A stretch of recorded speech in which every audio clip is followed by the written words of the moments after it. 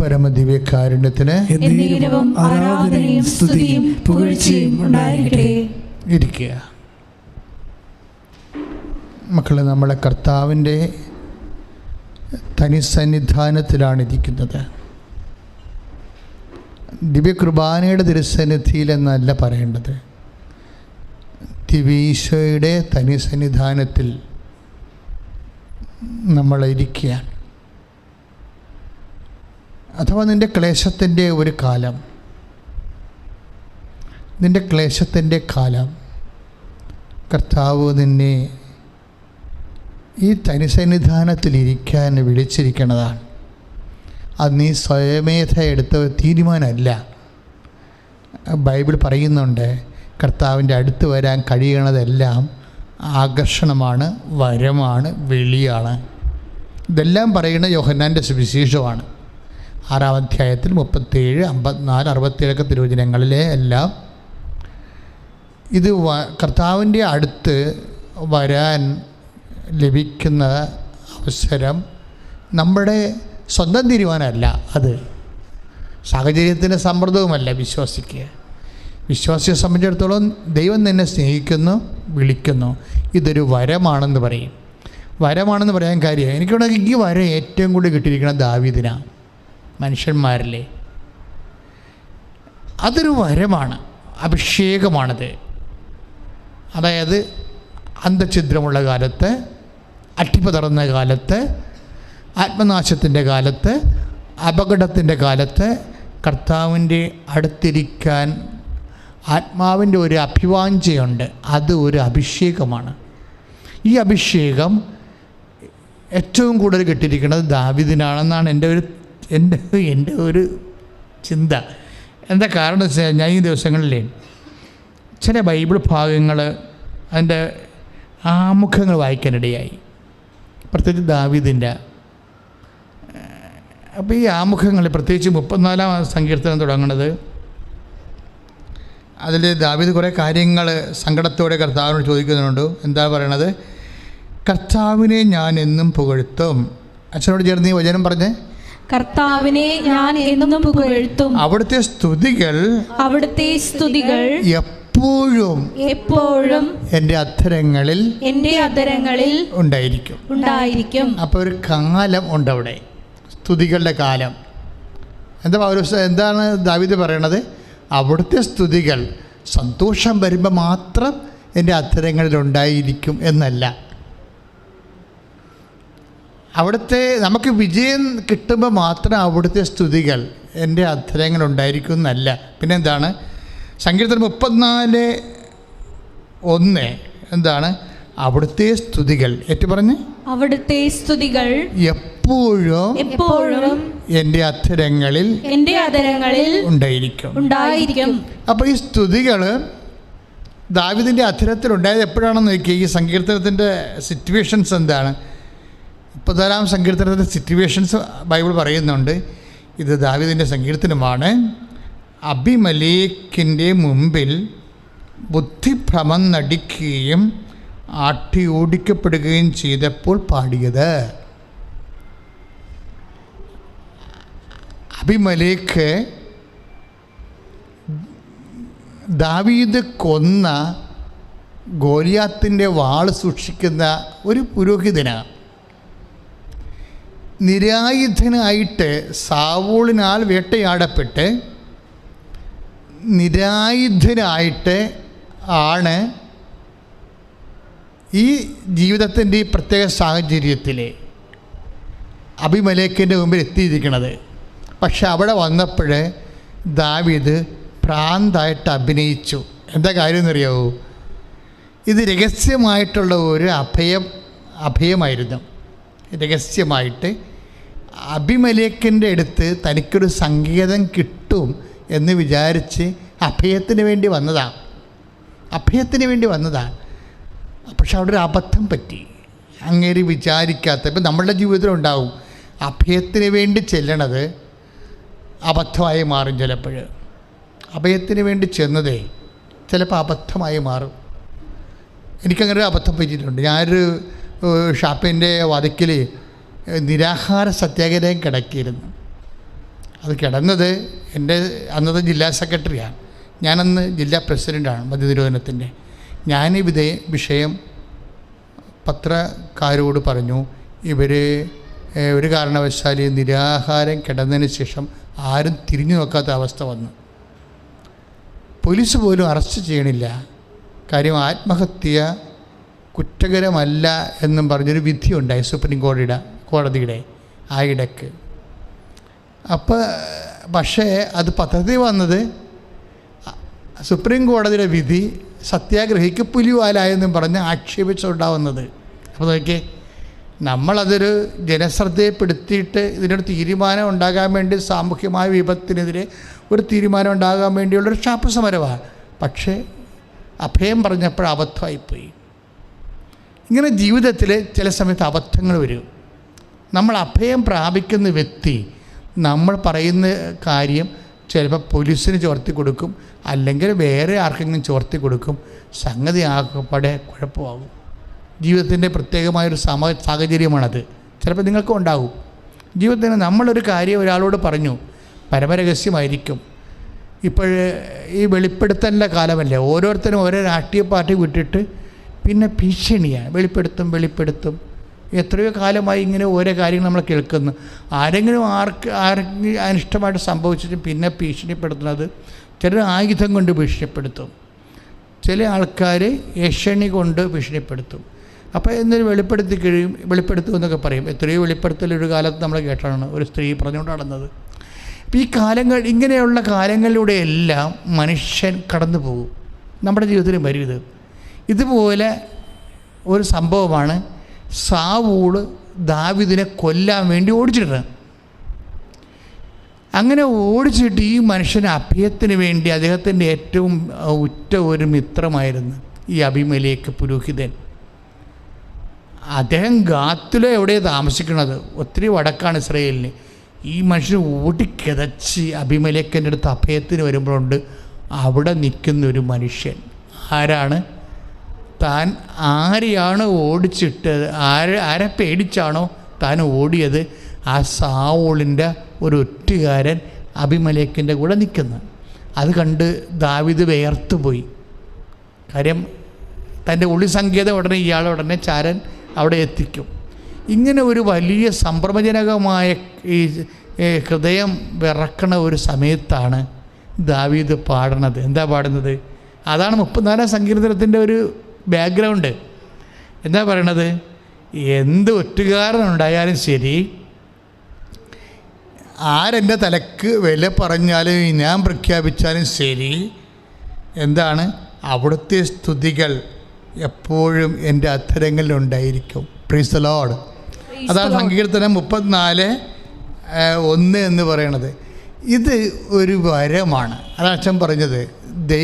ഇപ്പം നിങ്ങൾക്ക് കടമയാണ് ഇപ്പോഴത്തെ അവസ്ഥ എന്ന് വിചാരിച്ചോ, അല്ലെങ്കിൽ നിങ്ങൾക്ക് രോഗമാണ്, അല്ലെങ്കിൽ അച്ഛൻ ഇടയ്ക്ക് പറയാറുള്ള ക്യാൻസർ 4ാം സ്റ്റേജിലാണെന്ന് വിചാരിച്ചോ.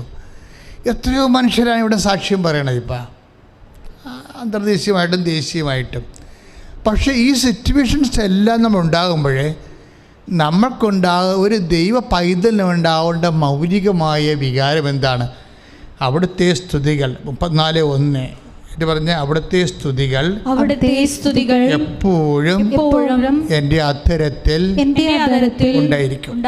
അപ്പം നിൻ്റെ മോശമായ നെഗറ്റീവായിട്ടൊരു കാലഘട്ടമാണെങ്കിലും കർത്താവിനെ നിനക്ക് സ്തുതിക്കാൻ കഴിഞ്ഞാൽ നിൻ്റെ ഈ കാലഘട്ടം ടക്കെന്ന് ചേഞ്ച് ചെയ്യണ കാണാം. ഞാൻ പിന്നീട് അതിനെക്കുറിച്ച് പറയും. അപ്പം നിൻ്റെ കാലം വളരെ മോശമാണെന്ന് വിചാരിച്ചോ. മനുഷ്യന്മാരല്ലേ, കാലങ്ങളിങ്ങനെ മോശമാകും. വിഭിന്ന കാലമെന്ന് പറയുന്നുണ്ട്. വിഭിന്ന കാലം, മനുഷ്യന് ദൈവം വിഭിന്ന കാലങ്ങൾ. അതെനിക്ക് തോന്നുന്നത് ഈ നടപടി പുസ്തകത്തിൻ്റെ 17:26 27 നടപടി പുസ്തകത്തിൻ്റെ 17:27 ദൈവം മനുഷ്യന് വിഭിന്ന കാലങ്ങൾ, അതാണ് ഈ 17:27 ദൈവം മനുഷ്യന് വിഭിന്ന കാലങ്ങൾ. ഇപ്പം നിങ്ങളുടെ കാലം ഇപ്പം മോശമാണെന്ന് വിചാരിച്ചോ, അതല്ല നിങ്ങൾ ഉടമ്പടി എടുക്കാൻ വന്നത്. വിപ്പിൻ്റെ കാലമാണ്, ഇതൊരു മോശം കാലമാണ്. ചില സമയത്ത് ആൾക്കാർ സന്തോഷത്തിൻ്റെ കാലം ഉണ്ടാവും, സാക്ഷ്യം പറയാൻ വരുന്ന കാലം. അട്ടിച്ച് പൊളിച്ച് അതിസന്തോഷത്തോടെയാണ് ആൾക്കാർ സാക്ഷ്യം പറയുന്നത്. അപ്പോൾ അത് സന്തോഷത്തിൻ്റെ കാലമാണ്. പക്ഷേ വിഭിന്ന കാലത്തിൽ മനുഷ്യന് എന്നും കൊന്നും ഇതുപോലെ സന്തോഷം ഉണ്ടാകത്തില്ല. എന്താ കാര്യം? മനുഷ്യൻ്റെ പരമമായ സന്തോഷം ദൈവമാണ്. അതുകൊണ്ട് സങ്കീർത്തകൻ പറയണമെന്ന് വെച്ചാൽ ഈ വിഭിന്ന കാലം വരാൻ കാരണം അതാണ്. എന്താണ്? സ്വന്തം അനുഭവത്തിലൂടെ. പറഞ്ഞേ, സ്വന്തം അനുഭവത്തിലൂടെ അവിടുത്തെ കണ്ടെടുത്തുന്നതിന് വേണ്ടിയാണ്. അപ്പോൾ ഇവിടുത്തെ വിഷയം വിഭിന്ന കാലങ്ങൾ മനുഷ്യന് നൽകുന്നത് സ്വന്തം അനുഭവത്തിലൂടെ മനുഷ്യൻ ദൈവത്തെ കണ്ടെത്തുന്നതിന് വേണ്ടിയാണ്. ശ്രുതിക്കട്ടെ ഹല്ലേലൂയ.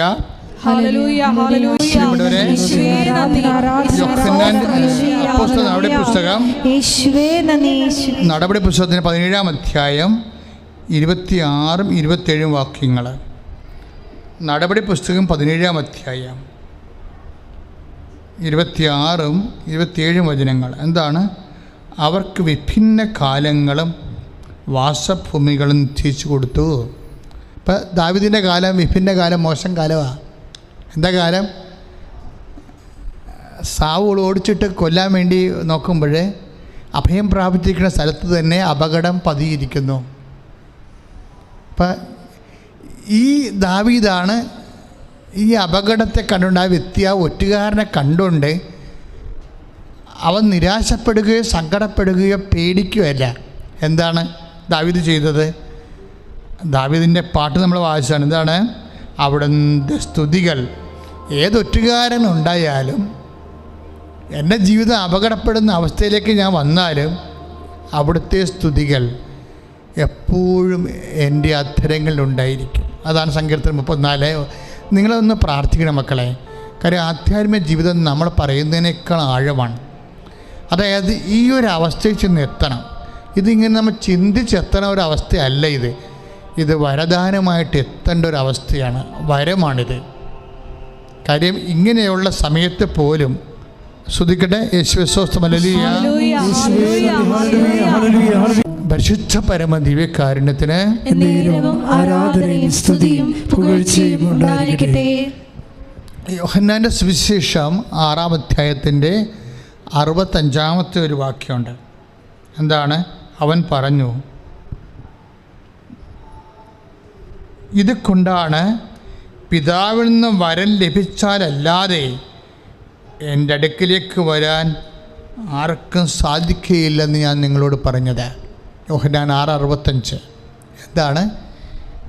അവൻ പറഞ്ഞു, ഇത് കൊണ്ടാണ്, പറഞ്ഞേ, ഇതുകൊണ്ടാണ് പിതാവിൽ നിന്ന് വരം ലഭിച്ചാലല്ലാതെ ആർക്കും എൻ്റെ അടുക്കിലേക്ക് വരാൻ സാധിക്കില്ലെന്ന് ഞാൻ നിങ്ങളോട് പറഞ്ഞു. അപ്പം ഈ കഷ്ടകാലത്ത് കർത്താവിൻ്റെ അടുത്ത് സ്തുതികളോടെ ഇരിക്കുന്നത് ഒരു വരമാണ്. ഈ വരം നിങ്ങൾ ദൈവത്തോട് ചോദിച്ച് വാങ്ങിക്കണം, പ്രാർത്ഥിക്കുക. കർത്താവേ, ഏത് കാലത്തും പ്രതികൂല കാലങ്ങളിലും അങ്ങയുടെ നാമത്തെ സ്തുതിക്കാനുള്ള വരം നൽകി എന്നെ, എൻ്റെ കുടുംബത്തെ അഭിഷേകം ചെയ്യണമേ. ഇനി 56-ാമത്തെ സങ്കീർത്തനമുണ്ട്. 56-ാം സങ്കീർത്തനം 4-ാമത്തെ വാക്യം. 56-ാം സങ്കീർത്തനം 3-4 വാക്യങ്ങൾ നമ്മൾ ധ്യാനിക്കുകയാണ്. എൻ്റെ മക്കളെ, ഇതിൻ്റെ രീതി, ഈ വചനം ഞാൻ വളരെ സ്ലോയിലും ശാന്തമായിട്ടാണ് പറയണത്. എന്തിനിങ്ങനെ പറയണമെന്ന് വെച്ച് കഴിഞ്ഞാൽ, ഈ വചനത്തിൻ്റെ കറസ്പോണ്ടിങ് അനോയിൻറ്റിങ് ഉണ്ട്. ഈ വചനം നിങ്ങൾ ചുണ്ടുകൊണ്ടിനേക്കാൾ ഉപരി ചങ്കിലിക്കൊണ്ടാണിത് പറയണമെങ്കിൽ തത്സമയം ഇതിൻ്റെ ഈ വചനത്തിൽ ദൈവം നിക്ഷേപിച്ചിരിക്കുന്ന ആ ആത്മധൈര്യം നിങ്ങൾക്ക് അവകാശമാകും. ഇപ്പോൾ ഉദാഹരണത്തിന് സങ്കീർത്തനം 56:3, ഭയമുണ്ടാകുമ്പോൾ ഞാൻ അങ്ങയിൽ ആശ്രയിക്കും. ഇപ്പോൾ രോഗമൊക്കെ ഇല്ലേ, രോഗമോ അല്ലെങ്കിൽ ജപ്തി നടപടിയൊക്കെ ഉണ്ടാകുമ്പോൾ ഭയം ഉണ്ടാകത്തില്ലേ? അപ്പോൾ അതിനാ സങ്കീർത്തനം പറയുന്നത് ഭയം ഉണ്ടാകുമ്പോൾ. ഏത് പറഞ്ഞേ? ഭയമുണ്ടാകുമ്പോൾ. സങ്കീർത്തനം 56:3 ഭയമുണ്ടാകുമ്പോൾ ഞാൻ അങ്ങയിൽ ആശ്രയിക്കും. ഭയമുണ്ടാകുമ്പോൾ ചില ആൾക്കാരെന്ത് ചെയ്യും? ഭയം ഉണ്ടായിക്കഴിഞ്ഞാൽ ഉടനെ എന്ത് ചെയ്യും? ചിലർ മദ്യം കഴിക്കും അല്ലേ? ചില ആൾക്കാർ ഭയം ഉണ്ടാകുമ്പോൾ ഭയം മറച്ചു വെക്കാൻ വേണ്ടി ബഹളവും അടിയും ബഹളമൊക്കെ ഉണ്ടാക്കി കിടക്കും. എല്ലാം ഭയമാണ്. അത് മറച്ചു വെക്കാൻ വേണ്ടിയുള്ള തരികിട പരിപാടികൾ, കുതന്ത്രങ്ങൾ ഒക്കെ ആലോചിക്കും. ഇപ്പോൾ ലോകമനുഷ്യൻ, ലോകത്താനായിട്ട് ജീവിക്കുന്ന ആൾക്കാർ ഭയമുണ്ടാകുമ്പോൾ വേറെ ചില അഭ്യാസങ്ങളാണ് കാണിക്കുന്നത്, കസരത്തുകൾ. അപ്പോൾ ദൈവഭക്തിയിൽ കസരത്ത് കാണിക്കത്തില്ല. എന്താണ് പറയണത്? ഭയമുണ്ടാകുമ്പോൾ ഏറ്റു പറഞ്ഞേ, ഭയമുണ്ടാകുമ്പോൾ ഞാൻ അങ്ങയിൽ ആശ്രയിക്കും. എന്താണ് കാരണം? ആരുടെ വചനത്തെ ഞാൻ പ്രകീർത്തിക്കുന്നുവോ ആ ദൈവത്തെ നിർഭയനായി ഞാൻ ആശ്രയിക്കുന്നു. അപ്പോൾ അങ്ങയിൽ ആശ്രയിക്കുന്നു പറയുമ്പോഴേ കർത്താവിൻ്റെ വാക്കിലാണ് ഞാൻ വിശ്വസിക്കണത്. അതാണ് സംഭവം. കാര്യം ദൈവാനുഗ്രഹം കൊണ്ട് ഒരു മനുഷ്യന് ജീവിതത്തിൽ സംഭവിക്കുന്ന എല്ലാ വിഷയങ്ങളെയും, വ്യത്യസ്തമായ കാലാവസ്ഥകളെയെല്ലാം ദൈവം ആ സമയത്ത് നീ എന്താണ് ചെയ്യേണ്ടതെന്ന് വചനം പറയുന്നുണ്ട്. അതുകൊണ്ടാണ് അങ്ങയിൽ ഞാൻ ഭയമുണ്ടാകുമ്പോൾ. ആർക്ക് ഭയമുണ്ടാകണം? ആരുടെ കാര്യം പറയണത്? ദാവീദിൻ്റെ കാര്യം തന്നെയാണ്. ദാവീദിൻ്റെ ഇപ്പം 56-ാം സങ്കീർത്തനത്തിൻ്റെ സിറ്റുവേഷൻസ് മുകളിൽ എഴുതിയിട്ടുണ്ട്. ഏത് സമയത്താണ് ദാവീദ് ഈ സങ്കീർത്തനം എഴുതിയതെന്ന്. അച്ഛന്മാർക്കും സിസ്റ്റേഴ്സിനുമൊക്കെ കാന നമസ്കാരമുണ്ട്. കുറച്ച് പാട്ടൊക്കെ പാടുക എന്നല്ലാതെ കഥ അറിയാതെ ആട്ടം കാണുന്നതാണ് ചില കാന നമസ്കാരത്തിൽ സംഭവിക്കുന്നത്. കാര്യം ഞാൻ എപ്പോഴും കാന നമസ്കാരം നടത്തുന്ന ആളാണ്, സെമിനാരി വെച്ച് തന്നെ ഉണ്ട്. പക്ഷേ എന്താ പ്രശ്നം വെച്ചാൽ നമ്മളിതൊക്കെ പാടും, ഈ സംഗീതത്തിനൊക്കെ നമ്മൾ മരിപ്പിനും വരെ പാടുന്നതാണ്. പക്ഷേ സിറ്റുവേഷൻസ് അറിഞ്ഞില്ലെങ്കിൽ അതിൻ്റെ ഫീൽ എന്താണെന്ന് അറിയാൻ പറ്റാതെ വരും. ഇപ്പോൾ ഇതിൻ്റെ സംഭവം എന്താ? 56:3 ഭയമുണ്ടാകുമ്പോൾ ഞാൻ അങ്ങയിൽ ആശ്രയിക്കും. ഭയം ആർക്കുണ്ടാകുമ്പോൾ? ദാവീദിന് ഭയമുണ്ടായ കാര്യം പറയുകയാണ് അദ്ദേഹം. എങ്ങനെ ഭയം ഉണ്ടാകാൻ കാര്യം? അതിൻ്റെ സാഹചര്യം ഇതാണ്. 56-ാം സങ്കീർത്തനത്തിൻ്റെ സാഹചര്യം ഇതാണ്.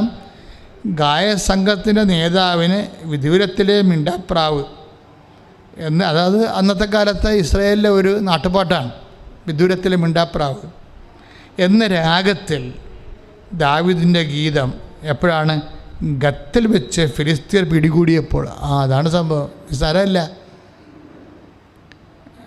അങ്ങർക്ക് ചൊറി വന്നിട്ട, ചിരങ്ങ് വന്നിട്ട ഭയം ഉണ്ടായതല്ല.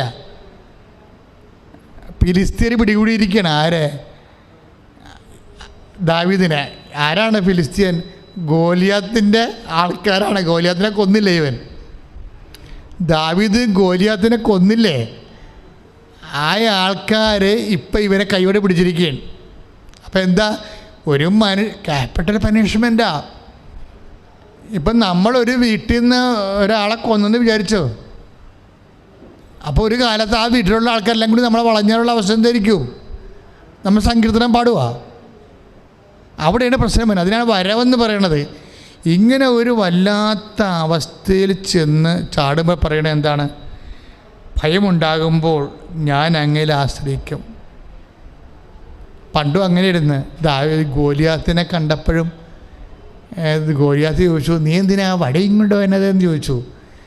അപ്പോൾ ദാവീദ് പറഞ്ഞ്, നീ വാളിലും കുന്തത്തിലും കുതിരയിലും ഒക്കെയാണ് ആശ്രയിക്കുന്നത്, ഞാൻ എൻ്റെ കർത്താവിലാണ് ആശ്രയിക്കണമെന്നാണ്. അപ്പോൾ ഗോലിയാത്തിൻ്റെ മുമ്പിലും ഈ എന്തുകൊണ്ടാണ് ദാവീദിനെ ഈശോയ്ക്ക് പോലും എഴുതി തള്ളാൻ പറ്റാഞ്ഞെന്ന് നിങ്ങൾ അറിയണം. ഞാൻ എപ്പോഴും ഓർക്കുകയും ദാവീദിൻ്റെ കയ്യിൽ നിന്ന് കുറേ തെമ്മാടിത്തരം വന്നിട്ടുണ്ടല്ലോ. പിന്നെ എന്നാത്തിനാ കർത്താവ് എപ്പോഴും ഇവനെയും ചുവന്നുകൊണ്ട് നടക്കണത്? ദാവീദിനെ പുത്രാന്ന് ഒരു കന്തൻ വിളിച്ചപ്പോൾ തന്നെ കർത്താവ് സ്റ്റക്കായി അവിടെ നിന്നോ. തന്നെയാണ് വിളിച്ചതെന്ന് പറഞ്ഞ് അവനെ വിളിച്ചുടനെ. അവൻ്റെ കർത്താവിൻ്റെ പേര് ജീസസ് അവനറിയത്തില്ല, യേശുവാണെന്ന് ഒന്നും അറിയത്തില്ല. ഇനി അറിഞ്ഞാൽ തന്നെ ചിലർ പറഞ്ഞു കൊടുത്തു നസ്രായനെ യേശുവാണെന്ന് ചിലർ പറയുന്നു, അവൻ കേട്ടോ ഇല്ലയെന്ന് അറിയത്തില്ല. നസ്രായന യേശുവാണ് പോണതെന്ന് ചില ആൾക്കാർ പറഞ്ഞു കൊടുത്തിട്ടുണ്ട് ആ അന്ധനോട്. പക്ഷെ അവൻ കേട്ടോ ഇല്ലയോ എന്നൊന്നും അറിയത്തില്ല. എന്താ കാര്യം? അങ്ങനെ നസ്രായന യേശു ആണെങ്കിൽ അങ്ങനെ വിളിച്ചാൽ പോരെ, നസ്രായന യേശുവെന്ന് വിളിച്ചാൽ പോരെ. ദാവീദിൻ്റെ പുത്രൻ എന്നാണ് വിളിച്ചത്. അത് ഇവൻ സമറിയക്കാരനോ വേറെ എന്തോ ആളാണ്. അതുകൊണ്ട് ഇസ്രായേൽക്കാരെല്ലാം ദാവീദിൻ്റെ പുത്രന്മാരായിരിക്കും എന്നുള്ള ചിന്തയിൽ വിളിച്ചതായിരിക്കാം. അങ്ങനെ പല വിഷയങ്ങൾ അതിൻ്റെ അത് വരണത്. പക്ഷേ ദാവീദിൻ്റെ പേര് കേട്ടപ്പോൾ കർത്താവ് അവിടെ നിന്നു, അവനെ വിളിച്ചുകൊണ്ട് വരാൻ പറഞ്ഞു. ഇപ്പം ഞാനും കർത്താവിനോട് എപ്പോഴും ചോദിക്കും, ഇവൻ എന്നാത്തിനാണ് യേശു എപ്പോഴും ചുവന്നുകൊണ്ട് നടക്കുന്നത്? ഇവൻ ഇതെല്ലാം കുഴപ്പം കാണിച്ചിട്ടുണ്ടെന്നറിയാവോ? അവൻ കാണിച്ച പല കാര്യങ്ങളും നമുക്ക് അനുകരിക്കാനേ പറ്റത്തില്ല. പക്ഷേ എന്നാ പ്രശ്നം? ഇവൻ എന്നാ കുഴപ്പങ്ങൾ കാണിച്ചിട്ടുണ്ടെങ്കിൽ ഇവൻ്റെ അനുതാപം അത്രക്ക് പാകതയുള്ള അനുതാപമാണ്. പിന്നെ അതല്ല, ഇവൻ ഗോലിയാത്ത് വന്നാലും ഫിലിസ്ത്യന്മാർ മൊത്തം ഇവനെ വളഞ്ഞു പിടിച്ചാലും ഇവൻ പറഞ്ഞത് എന്താണ്? ഭയമുണ്ടാകുമ്പോൾ ഞാൻ അങ്ങയിൽ ആശ്രയിക്കും. ആരുടെ വചനത്തെ ഞാൻ പ്രകീർത്തിക്കുന്നുവോ ആ ദൈവത്തെ നിർഭയനായി ഞാൻ ആശ്രയിക്കും. ഗോലിയാത്ത്, അതായത് ഫിലിസ്ത്യൻസ് മൊത്തം പിടിച്ചിരിക്കുകയാണ് കൊല്ലാൻ വേണ്ടി. അപ്പോഴും കർത്താവിൽ ആശ്രയിക്കുകയാണ്. ഇപ്പം ചിലർ പറയലേ, എൻ്റെ അച്ഛാ എനിക്ക് ചുറ്റും കടവാണെന്ന് പറയും. ചിലർ പറയും, അച്ഛാ എനിക്ക് വിറ്റ് ചുട്ട് എവിടെയെങ്കിലും പോയാൽ മതി, ഞങ്ങളുടെ വീടിൻ്റെ ചുറ്റും ശത്രുക്കളാണെന്ന് പറയും. അപ്പോഴൊക്കെ അങ്ങനെ പറയുന്ന ആൾക്കാർ ഈ സങ്കീർത്തനം എടുത്ത് എപ്പോഴും വായിച്ചുകൊണ്ടിരിക്കണം. എനിക്ക് ചുറ്റും ശത്രുക്കളാണ്, എനിക്ക് ചുറ്റും കടമാണ്, എൻ്റെ തൂക്കത്തിന് തൂക്കം കടവാണെന്നൊക്കെ പറയുന്ന ആൾക്കാരില്ലേ, അവർ ഈ 56-ാം സങ്കീർത്തനം തുടരെ വായിക്കണം. ഞാനിപ്പോൾ ഇടയ്ക്കൊക്കെ ഇതുപോലെയുള്ള സമയത്ത്, അതായത് ഇപ്പോൾ എന്താ, അതായത് ഫിലിസ്ത്യർ പിടികൂടിയപ്പോൾ പാടിയത് ഒന്ന് പ്രാർത്ഥിച്ച മക്കളെ. കർത്താവേ, ദാവീദിനെ പോലെ വളരെ പ്രതികൂലമായിട്ടുള്ള എന്ത് സാഹചര്യത്തിലും കർത്താവിന്റെ വചനത്തിൽ ആശ്രയിച്ച് കർത്താവിന്റെ നാമത്തിനെ സ്തുതി പാടുവാൻ എനിക്ക് അഭിഷേകം നൽകണമേ. ഇതുപോലെ ഏറ്റവും മനോഹരമായ ഒരു സങ്കീർത്തനമാണ് സങ്കീർത്തനം 57:1. എന്താണ്? വിനാശത്തിൻ്റെ കൊടുങ്കാറ്റ് കടന്നു പോകുമ്പോഴും ഞാൻ അങ്ങയുടെ ചിറകിൻ്റെ കീഴിൽ ശരണം പ്രാപിക്കുന്നു. Praise the Lord. നേരിട്ട് പറഞ്ഞേ, വിനാശത്തിന്റെ കൊടുങ്കാറ്റ് കടന്നു പോകുമ്പോഴും ഞാൻ അങ്ങയുടെ ചിറകിന്റെ കീഴിൽ ശരണം പ്രാപിക്കുന്നു. കൊറോണ വന്ന കാലത്ത്, തുടങ്ങിയ കാലത്ത് ഞങ്ങളെ ഫേസ്ബുക്കിലിട്ട പോസ്റ്റാണിത്. ഈ സങ്കീർത്തനം 57:1. എന്താണ്? ഈ വിനാശത്തിൻ്റെ കൊടുങ്കാറ്റ് കടന്നു പോകുമ്പോഴും. ഇപ്പോൾ വചനം എന്താ പറയണത്? ഏത് വിനാശം ഉണ്ടായാലും കടന്നു പോകും, കടന്നു പോകും. അതാണ് വചനം പറയണത്. വചനത്തിൻ്റെ നിലപാടതല്ലേ. അതുകൊണ്ടാണ് സങ്കീർത്തനം പറയണത്. എന്താണ്? ആരുടെ വചനത്തെ ഞാൻ പ്രകീർത്തിക്കുന്നുവോ, സങ്കീർത്തനം 56:4, ആ ദൈവത്തെ നിർഭയനായി ഞാൻ ആശ്രയിക്കുന്നു. എന്താ പറയണത്? അതാണ് വിനാശത്തിൻ്റെ വചനം എന്താ പറയണത്? വിനാശത്തിൻ്റെ കൊടുങ്കാറ്റ്. ഏറ്റു പറഞ്ഞേ, വിനാശത്തിന്റെ കൊടുങ്കാറ്റ് കടന്നു പോകുവോളം അങ്ങയുടെ ചിറകിന്റെ കീഴിൽ ഞാൻ അഭയം പ്രാപിക്കുന്നു. അപ്പോഴേ ഒരു ഗുഹയാണ് അദ്ദേഹം ഇരിക്കണതേ. അദ്ദേഹം ഈ സമയത്ത് ഇരിക്കണം. ഈ സങ്കീർത്തനം പാടുന്നത്, ഇത് ദാവീദിൻ്റെ സങ്കീർത്തനമാണ് 57. ഈ സമയത്ത് അദ്ദേഹം ഒരു ഗുഹയിലാണ് ഇരിക്കുന്നത്. മേലോട്ട് നോക്കിയ ഗുഹ ഇങ്ങനെ വിരിഞ്ഞ് നിൽക്കണം കാണും. ഉടനെ ഈ ഗുഹയെ അദ്ദേഹം യഹോവയുടെ ചിറകാക്കി മാറ്റും. വിശ്വാസിക്ക് അങ്ങനെയൊക്കെയുള്ള ചില ഗുണങ്ങളുണ്ട്. ദാവീദ് ഇരിക്കണ എവിടെയാണ്? ഒരു ഗുഹയിലാണ്. എന്താ കാര്യം? അബിമേലെക്കിൻ്റെ അടുത്ത് ചെന്നപ്പോൾ, അബിമേലെക്കിൻ്റെ അടുത്ത് ചെന്നല്ല, 34-ാം സങ്കീർത്തനത്തിൽ നമ്മൾ അബിമേലെക്കിൻ്റെ അടുത്ത് പോലും ചെന്ന് സാവൂൾ കൊല്ലാൻ വേണ്ടി ഓടിച്ചിട്ടപ്പോൾ അബിമേലെക്കിൻ്റെ അടുത്ത് ചെന്ന്. അബിമേലെക്കിൻ്റെ അടുത്ത് ചെന്നപ്പോൾ എന്നാ പറ്റിയിരിക്കണത്? അബിമേലെക്കിനോട് ചോദിച്ച് വല്ലതും, ഞാൻ നിരായുധനാണ്, എനിക്ക് വല്ല ആയുധം ഉണ്ടാ തരാനെന്ന് ചോദിച്ചാൽ പറഞ്ഞ്, നീ കൊന്ന ഗോലിയാത്തിൻ്റെ ആയുധം ദേവാലയത്തിൻ്റെ പുറകിൽ ഞാൻ ചാരി വെച്ചിട്ടുണ്ട്, അതെടുത്തോളാൻ പറഞ്ഞു. അതെടുക്കാൻ വേണ്ടി ചെന്നപ്പോഴാണ് അദ്ദേഹം മറ്റവനെ കണ്ടത്. ആരാണ്? ഒറ്റുകാരനെ കണ്ടത്, സാവൂളിൻ്റെ അനുചരനെ കണ്ടത്. അവിടെ നീ വാളമെടുത്തണ്ട് ഓടിപ്പോയൊരു ഗുഹയിൽ ഒളിച്ചിരിക്കുകയാണ്. അപ്പം സാവൂള് തിരിച്ചു വരുന്നുണ്ട്. ഇയാൾ തിരക്ക് കിടക്കുന്ന സാവൂള് രാജാവും പടന്മാരും തിരക്ക് കിടക്കുന്നു. ഈ ഗുഹയുടെ അകത്തിരിക്കുന്ന സമയത്ത് ഈ മനുഷ്യൻ മേലോട്ട് നോക്കും.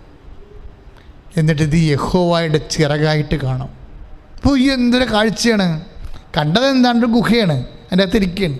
പക്ഷെ മേലോട്ട് നോക്കുമ്പോൾ കറുത്ത കഴുകൻ ചിറക് വിരിച്ച് ഇവനെ സംരക്ഷിക്കുന്ന പോലെ തോന്നിയിട്ട് പറയും, വിനാശത്തിൻ്റെ കൊടുങ്കാറ്റ് കടന്നു പോകുവോളൂ ഞാൻ അങ്ങയുടെ ചിറകിൻ്റെ കീഴിൽ അഭയം പ്രാപിക്കും. ഈ ഗുഹ നിൻ്റെ ചിറകാണ്, ഈ ചിറക് എന്നെ സംരക്ഷിക്കും. എന്തൊരു ബ്യൂട്ടിഫുള്ളാണ്! അതായത് അവിടെ മുകളിൽ എഴുതിയിട്ടുണ്ടേ, അതായത് ഗായസംഘത്തിന് നേതാവിനെ നശിപ്പിക്കരുതേ എന്ന രാഗത്തിൽ ദാവീദിൻ്റെ ഗീതം സാവൂളിൻ്റെ മുമ്പിൽ നിന്ന് ഓടിപ്പോയപ്പോൾ ഗുഹയിൽ വെച്ച് പാടിയത്. മരണവേപ്രാളത്തിൽ ഓടുമ്പോഴും അവിടെ വെച്ച് കർത്താവിൻ്റെ ഗീതങ്ങൾ പാടുകയാണ്. 57-ാം സങ്കീർത്തനം. എനിക്ക് തോന്നിയിരിക്കുന്നത് ഇപ്പോഴേ കേരള സഭ ഒരു പ്രത്യേക അവസ്ഥയിൽ കടന്നു പോവുകയാണ്, ഇല്ലേ? വരുന്നവനും പോകുന്നവനും ഒക്കെ സഭയെ ആക്ഷേപിക്കുകയും ചെയ്യുന്നു. അപ്പം എനിക്കാണ് ഈ ദിവസങ്ങളിലൊക്കെ KCBC 28-ാം തീയതി ഒരു പ്രാർത്ഥനാ ദിനമായിട്ട് ആചരിക്കുകയാണ്. അത് ഇതിൻ്റെ വെളിച്ചത്തിലാണ്. ഈ വിനാശത്തിൻ്റെ കൊടുങ്കാറ്റ് കടന്നു പോകും, തീർച്ചയായിട്ടും കടന്നു പോകും. പക്ഷേ ഈ പ്രാർത്ഥനാ ദിനത്തിന് പോലും പറ്റുന്നതാണ് ഈ 34-ാം സങ്കീർത്തനവും, അതുപോലെ തന്നെ 56-ാം സങ്കീർത്തനവും, അതുപോലെ 57-ാം സങ്കീർത്തനവും. എന്താണ്? വിനാശകാലത്ത് വിശ്വാസി പാടി ആർക്കുന്ന സങ്കീർത്തനങ്ങളാണ് ഇതെല്ലാം. കേരളസഭ 28-ാം തീയതി മാത്രമല്ല, കുറച്ച് കാലത്തേക്ക് 90 ദിവസത്തേക്ക് ഈ സങ്കീർത്തനങ്ങൾ എല്ലാ വീടുകളിലും പാടിയാൽ തീർച്ചയായിട്ടും ദൈവത്തിൻ്റെ ചിറകിൻ്റെ സംരക്ഷണം സഭയ്ക്ക് ലഭിക്കും. കാര്യം സഭ ഒന്നിനും പേടിക്കേണ്ട കാര്യമില്ല. എന്താ കാര്യം? സഭയെ സൃഷ്ടിച്ചതും സഭയ്ക്ക് വേണ്ടി മരിച്ചതും ഉയർത്തെഴുന്നേറ്റവനും അവൻ നമ്മുടെ കൂടെ ഉണ്ടാവുമെന്ന് വാഗ്ദാനം ചെയ്തിട്ടാവും പോയിരിക്കുന്നത്. അപ്പം വിശ്വാസി എപ്പോഴും ഒരു പോരാട്ടത്തിലായിരിക്കും. അപ്പം ആടിൻ്റെ മണമുള്ള ഇടയന്മാരാകണമെന്ന് അങ്ങനെ പരിശുദ്ധ പിതാവ് പറഞ്ഞിട്ടുണ്ട്. ഇടയന്മാരൊക്കെ ആടിൻ്റെ മണമുള്ളവരായിരിക്കുന്നതെന്ന്. പക്ഷേ ഇടയന്മാർക്ക് ആടിൻ്റെ മണം മാത്രം പോരാ ജീവിക്കാൻ, ചെന്നായിട്ടുള്ള മണവും പിടിക്കണം, അല്ലെങ്കിൽ ആടിനെയും കൊണ്ട് അവരടിച്ചു പോകും. അതൊരു ആടിൻ്റെ മണം എന്നൊക്കെ പറഞ്ഞൊരു വശമാണ്. ആടിൻ്റെ മണവും മണത്വം മാത്രം ജീവിച്ചാൽ ആടുകൾ ജീവിക്കണമെന്ന് നിർബന്ധമില്ല. കുറുക്കന്മാരുടെ മണം അറിയേണ്ടി വരും, ചെന്നായ്ക്കളുടെ മണം അറിയേണ്ടി വരും. കുറുക്കന്മാരുടെ മണവും ഇടയന്മാരെ തിരിച്ചറിഞ്ഞില്ലെങ്കിൽ ആടും ഉണ്ടാകത്തില്ല, ഇടയന്മാരും ഉണ്ടാകത്തില്ല. അപ്പം ഏത് കാലഘട്ടത്തിലും ഇതുപോലെ ഇങ്ങനെയുള്ള വിനാശകാലങ്ങൾ വരുമ്പോഴൊക്കെ സങ്കീർത്തനങ്ങൾ ഇതുപോലെ നമുക്ക് മുമ്പേ വിശ്വാസം ജീവിച്ചു പോയവരുണ്ട്. നമുക്ക് മുമ്പേ വിശ്വാസം ജീവിച്ചു പോയവരെല്ലാവരും, അതാണ് ദാവീദ് എന്ത് രസമായിട്ട് പറഞ്ഞിരിക്കുന്നത്. എന്താണ്? ആരുടെ വചനത്തെ ഞാൻ പ്രകീർത്തിക്കുന്നുവോ ആ ദൈവത്തെ നിർഭയനായി ഞാൻ ആശ്രയിക്കുന്നു. ഇല്ലാത്ത പ്രശ്നങ്ങളൊക്കെ ഓരോ സമയത്തും ഇങ്ങനെ ലൈവായി നിർത്തുന്നത് ആരാണ്? മാധ്യമങ്ങളാണ്. പ്രശ്നം കെട്ടടങ്ങിയാലും അവർക്ക് റേറ്റിങ്ങിന് വേണ്ടി അവർ ആ വിഷയം പിന്നെയും കുത്തിക്കൊണ്ട് വരും. അപ്പം അങ്ങനെയൊക്കെയുള്ള പല കാര്യങ്ങൾ അവനവൻ്റെ നിലനിൽപ്പിന് വേണ്ടി ആർക്കെല്ലാം നാടനെല്ലാം എന്തെല്ലാം സംഭവിച്ചാലും എപ്പോഴും ഇവിടെ ഇളക്കങ്ങൾ ഉണ്ടായിക്കൊണ്ടിരിക്കണം, വാർത്തയ്ക്കുള്ള വകുപ്പുണ്ടായിക്കൊണ്ടിരിക്കണം എന്നൊക്കെ നമ്മളൊരു പ്രത്യേക അവസ്ഥയിലാണ്. ഒരു കാലത്ത് ഒരു പക്ഷേ ഇങ്ങനെയുള്ള സാഹചര്യങ്ങൾ ഇനിയുള്ള കാലങ്ങളിലൊന്നും മാറത്തില്ല. കാര്യം വെറുതെ ഇരുന്നാലും വിവാദം ഉണ്ടാകുന്നൊരു കാലം ഉണ്ടാകും. ഇതുകൊണ്ട് തന്നെയാണ് ദാവീദിൻ്റെ ജീവിതം മുഴുവനും ഇതുപോലെ എപ്പോഴും പ്രശ്നങ്ങൾ ഉണ്ടാകുന്ന കാലമാണ്. പക്ഷേ നിലപാടെന്താ? എന്തെല്ലാം പ്രശ്നങ്ങളുണ്ടെന്ന് പറഞ്ഞാലും ദാവീദ് പറയും, അങ്ങയുടെ ചിറകിൻ്റെ കീഴിൽ വിനാശത്തിൻ്റെ കൊടുങ്കാറ്റ് കടന്നു പോകുവോളം ഞാൻ അങ്ങയുടെ ചിറകിൻ്റെ കീഴിൽ ശരണം പ്രാപിക്കുന്നു. ഇപ്പോൾ സഭയുടെ ശരണം എന്താണ്? ഒരു ഗുഹയാണ് കാണുന്നതെങ്കിലും വിശ്വാസി അതിനെ കർത്താവിൻ്റെ ചിറക് വിരിച്ചിട്ടിരിക്കണ പോലെ അങ്ങ് പ്രഖ്യാപിക്കും. നീ എന്ത് പ്രഖ്യാപിക്കുന്നുവോ ദൈവത്തിൻ്റെ നാമത്തിൽ അത് നിനക്കതായി മാറും, നീ ആഗ്രഹിക്കുന്നതായി മാറും. നിൻ്റെ സങ്കടകാലത്ത് നീ എന്ത് പ്രഖ്യാപിക്കുന്നുവോ, ദൈവത്തിൻ്റെ സാന്നിധ്യമായിട്ട് നീ എന്ത് കരുതുന്നുവോ അത് ദൈവത്തിൻ്റെ സംരക്ഷണമായി നിനക്ക് അനുഭവപ്പെടും. അത് ദൈവത്തിൻ്റെ പരിപാലനം മാത്രമല്ല, അത് നിൻ്റെ വിശ്വാസ പ്രഖ്യാപനത്തിൻ്റെ പരിണത ഫലമാണ്. സ്തുതിക്കട്ടെ, ഹല്ലേലൂയ. പരമദിവ്യകാരുണ്യത്തിന് ഇപ്പോൾ സഭയിൽ തന്നെ ഈ ഒരു വിനാശകാലത്ത് വിനാശത്തിൻ്റെ കൊടുങ്കാറ്റ് കടന്നു പോകുന്ന സമയത്ത് സഭയിൽ തന്നെ സഭയ്ക്ക് വെല്ലുവിളികളാണ് വരുന്നത്. അതാണ് ഞാൻ ഉദ്ദേശിച്ചത്. സഭയുടെ അകത്തും പുറത്തും വിനാശത്തിൻ്റെ കൊടുങ്കാറ്റാണ്. ബോധപൂർവ്വം ഉയർത്തി വിടുന്നതാണത്.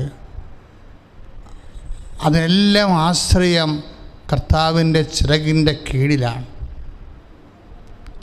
അഭയം പ്രാപിക്കുകയാണ് നമ്മുടെ.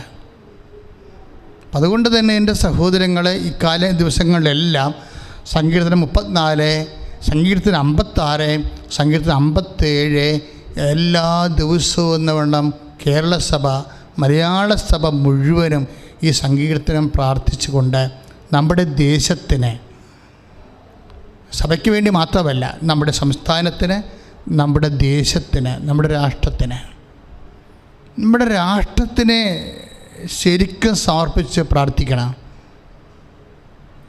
നമ്മുടെ രാഷ്ട്രത്തിൻ്റെ ഒരു പ്രത്യേക പൊളിറ്റിക്കലായിട്ടുള്ള നിലനിൽപ്പ്, അതിൻ്റെ ഭരണഘടനാപരമായിട്ടുള്ള സർവൈവൽ, അതിൻ്റെ ഫലമായി വന്നിട്ടുള്ള മനുഷ്യൻ്റെ സ്വസ്ഥതയും സുരക്ഷിതത്വവും സമാധാനവും അത് സംരക്ഷിക്കുന്ന സർക്കാരുകൾ അവരെല്ലാവരെയും സമർപ്പിച്ചുകൊണ്ട് സ്തുതിക്കട്ടെ, ഹല്ലേലൂയ. എല്ലാം ഈ ദിവസങ്ങളിൽ വായിച്ച് ധ്യാനിച്ചതാണ്. നിങ്ങൾക്കും അത് ഗുണം ചെയ്യുമെന്ന് എൻ്റെ മനസ്സ്. ഞാൻ ഈ സങ്കീർത്തനം വായിച്ചുകൊണ്ടിരിക്കുന്ന സമയത്ത് തന്നെ എനിക്ക് പരിശുദ്ധാത്മാ തന്ന ഒരു പ്രേരണയാണ്. ഇത് മലയാള സഭയോട് മുഴുവൻ പറയണം. മലയാള തിരുസഭ മുഴുവനും ഇത് ഈ ദിവസങ്ങളിൽ ഈ സങ്കീർത്തനം 34, 56, 57 ഒക്കെ വായിച്ച് പ്രാർത്ഥിച്ചു കൊണ്ടിരിക്കണം. കർത്താവിൻ്റെ നമുക്ക് ലഭിക്കുന്ന എന്ത് സിറ്റുവേഷനും അത് കർത്താവിൻ്റെ സംരക്ഷണത്തിൻ്റെ പരിപാലനത്തിൻ്റെ ഭാഗമായിട്ട് നമ്മൾ വിശ്വാസത്താൽ ദാവീദിനെ പോലെ പ്രഖ്യാപിക്കണം.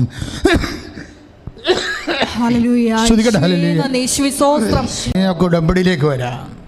ഈ ദിവസങ്ങളിലൊരു നല്ലൊരു സാക്ഷ്യം ഉണ്ടായിരുന്നു.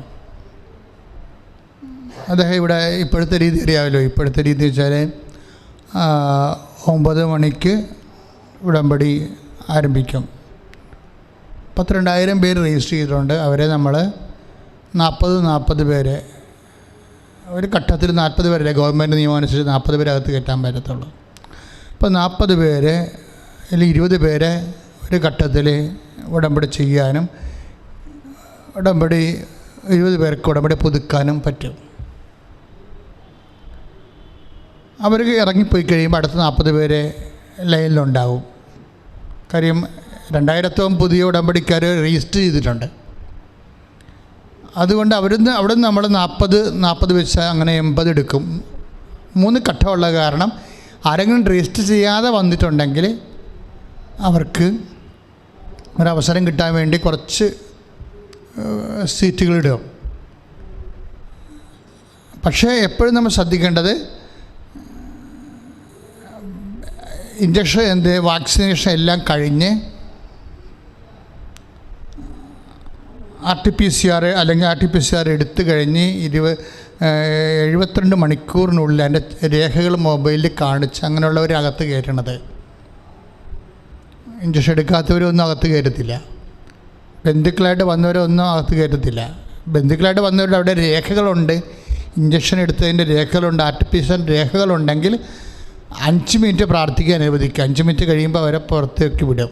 കാര്യം ജനങ്ങൾ പുറത്ത് നിൽക്കാൻ സാധ്യതയുള്ളതുകൊണ്ട് 5 മിനിറ്റാണ്. ഇപ്പോൾ ഉടമ്പടി എടുക്കാനോ പുതുക്കാനോ ഉള്ളവർക്കാണെങ്കിൽ അതിൻ്റെ പ്രോസസ്സിങ് ടൈം വരെ ഉണ്ട്. ജസ്റ്റ് വിസിറ്റേഴ്സായിട്ട് വന്നവരുണ്ട്, അത് ഉടമ്പടി എടുക്കുന്നവരുടെ കൂടെ വരുന്നവരുണ്ട്. അവർക്ക് 5 മിനിറ്റ് പ്രെയർ ചെയ്യാൻ അനുവദിക്കും. അതിനുശേഷം അവർ RT-PCR ചെക്ക് ചെയ്തതിന് ശേഷം ഗേറ്റിംഗിൽ തന്നെ അവർക്ക് ചീട്ട് കൊടുക്കും. 5 മിനിറ്റത്തെ ചീട്ട്. 5 മിനിറ്റ് കഴിയുമ്പോൾ അവർ ഇറങ്ങിപ്പോണം. അല്ലെങ്കിൽ മറ്റുള്ളവർക്ക് നമുക്ക് അവസരം കൊടുക്കാൻ പറ്റാതെ പറ്റും. അപ്പം അതുകൊണ്ട് അത് അതേസമയം തന്നെ ഉടമ്പടി പുതുക്കുന്ന സ്ഥലത്ത് സാക്ഷ്യം എഴുതി കൊടുക്കണം. ആ സാക്ഷ്യം സ്വീകാര്യമാണെങ്കിൽ തീർച്ചയായിട്ടും പുതുക്കാൻ വേണ്ടി വരുമ്പോൾ, പുതുക്കി കഴിയുമ്പോൾ സാക്ഷ്യം പറയാനുള്ള അവസരം കൊടുക്കും. എല്ലാം കോവിഡ് പ്രോട്ടോക്കോൾ അനുസരിച്ച് മാത്രം. അപ്പം അതുകൊണ്ട് എപ്പോഴും ഈ ദിവസങ്ങളിൽ അങ്ങനെ വന്നൊരു സാക്ഷി എന്ന് പറയണത് വയനാട്ടിലാണ്. അദ്ദേഹത്തിൻ്റെ കാട്ടിലാണ് ഭൂമിയെന്ന് തോന്നണം. പക്ഷേ സർവേ നമ്പറുണ്ട്. പണ്ടത്തെ ഭൂമിയാണ്, പണ്ട് പട്ടയം കിട്ടിയ ഭൂമിയാണ്. പക്ഷേ ഈ ഭൂമിയുടെ പേര് തന്നെ ആനക്കാടെന്നാണ്. കാര്യം ആന ശല്യം ഉണ്ടാക്കുന്ന സ്ഥലം. ഇത് കാരണം ഈ സ്ഥലം ഒരു 100 പേരെങ്കിലും വന്ന് പല കാലങ്ങളായിട്ട് ഈ മനുഷ്യന് കടം വന്ന കാരണം ഈ സ്ഥലം ഇദ്ദേഹം വിൽക്കാൻ വേണ്ടി പരിശ്രമിക്കുകയാണ്. കാര്യം വിൽക്കാൻ ഇതേ ഉള്ളൂ. പക്ഷേ ഇത് ആരും എടുക്കണില്ല. കാര്യം അങ്ങനെയുള്ള സ്ഥലമാണ്, ഏടാകൂടം പിടിച്ചൊരു സ്ഥലമാണ്. അപ്പോഴാ സ്ഥലം അത്രയ്ക്ക് വിൽക്കാനും പറ്റണില്ല, ആർക്കും വേണ്ടേം താനും. അയാൾ പറഞ്ഞതാണ് 100 പേരെന്നാണ് പറഞ്ഞത്. 100 പേരെങ്കിലും ഞാൻ കൊണ്ടുവന്ന് കാണിച്ചിട്ട് ആരുമില്ല. അവസാനം എന്ത് ചെയ്ത് അദ്ദേഹം വന്ന് ഉടമ്പടി എടുക്കാം. ഉടമ്പടി എടുത്തിട്ട് പിന്നെ സംഭവിച്ചത് ജസ്റ്റ് 7 ഡേയ്സ് കൊണ്ട് സാധനം വിറ്റും പോകും. ഒരിക്കലും വിൽക്കത്തില്ലെന്ന് അദ്ദേഹത്തിൻ്റെ ജന്മത്തിൽ. അയാളെ മരിച്ചാലും, അയാളെ മനസ്സിൽ ചിന്തിക്കണം, അതായത് അയാൾ മരിച്ചു പോയാലും ഈ സ്ഥലമൊന്നും വിറ്റ് പോകത്തില്ല. അപ്പം നമ്മൾ മരിക്കണ കാലത്താണെങ്കിലും അത് കഴിഞ്ഞാണെങ്കിലും പോലും നടക്കാത്ത കാര്യങ്ങളെ പരിശുദ്ധ അമ്മ നമ്മുടെ കൺമുമ്പിൽ ഇങ്ങനെ കണ്ണടച്ച് തുറക്കും മുമ്പ് നടത്തും. ഇതിനാണ് ഉടമ്പടി ടൈം എന്ന് പറയണത്. ഉടമ്പടി എടുക്കുന്ന എല്ലാ മക്കളും ശ്രദ്ധിക്കേണ്ട ടൈമാണ്. കാരണം ടൈമിൻ്റെ ഒരു പ്രാർത്ഥനയാണിത്. ഒരു കാലത്തും നടക്കാത്ത ഒരു കാര്യം, നമ്മുടെ സമയം എന്താ പറയണത്, ഒരു കാലം എന്നല്ലേ പറയണത്, ഒരു കാലം എന്നുവെച്ചാൽ ഒരിക്കലും നടക്കാത്ത ഒരു സമയം ഈ സാധനത്തിന് കംപ്രൈസ് ചെയ്ത് കൊണ്ടുവന്ന് നമ്മുടെ മുമ്പിൽ വെക്കും. ഇതെന്താ ഇങ്ങനെ സംഭവിക്കണമെന്ന് ചോദിച്ചാൽ, ഇപ്പോൾ നമുക്കറിയാം, ഇപ്പോൾ ഒരു ചെടിയുടെ അല്ലെങ്കിൽ ഒരു മരത്തിൻ്റെ വളർച്ചയെന്ന് വിചാരിച്ചോ. മരത്തിന് ലീഫ് ടൈം എന്ന് വെച്ചാൽ ഇല ഉണ്ടാകുന്ന സമയം. അത് കഴിയുമ്പോൾ പിന്നെ എന്തുണ്ടാകും, അതിൻ്റെ ബ്ലോസം ടൈമുണ്ട്, ഫ്ലവറിങ് ടൈമുണ്ട്, പൂക്കളുണ്ടാകുന്ന സമയം. അടുത്ത സമയം എന്താ, അതിൻ്റെ ഫ്രൂട്ട് ടൈമുണ്ട്, അതിൻ്റെ ഫലമുണ്ടാകുന്ന സമയം. അപ്പോൾ ഇതെല്ലാം അതിൻ്റെ ഘട്ടം ഘട്ടമായിട്ട് നിൽക്കുന്നതാണ്. ഇതാണ് സ്വാഭാവികമായ സമയമെന്ന് പറയണത്. ഓരോ വിഷയത്തിൻ്റെയും ഇലയുടെ കാലം, പൂവിൻ്റെ കാലം, അതുപോലെ തന്നെ ഫലത്തിൻ്റെ കാലം. ഇനി നമ്മളുടെ ആവശ്യമെന്ന് പറയണത്, ഈ കാര്യങ്ങൾ ശരിയാണ്, പക്ഷെ നമ്മളുടെ ആവശ്യമെന്ന് പറയണത് ടൈമാണ്.